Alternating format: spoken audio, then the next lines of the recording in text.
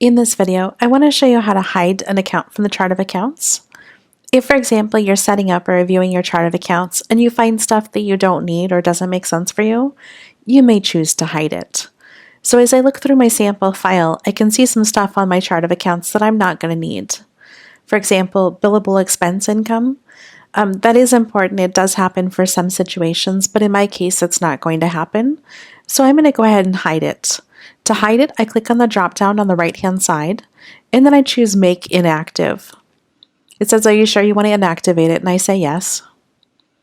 Now when I look through my income options, I don't see billable expense income as an option any longer. If I realize that I've hid something by mistake and I actually need to have it available to me, I can always locate it and reactivate it. To do that, I click on the gear on the right-hand side, and then I select Include Inactive. If I scroll down, I'll be able to see billable expense income parentheses deleted. Over to the right-hand side, there's a blue hyperlink that says Make Active. All I have to do is click that, and it'll turn billable expense income back on and make it available to me.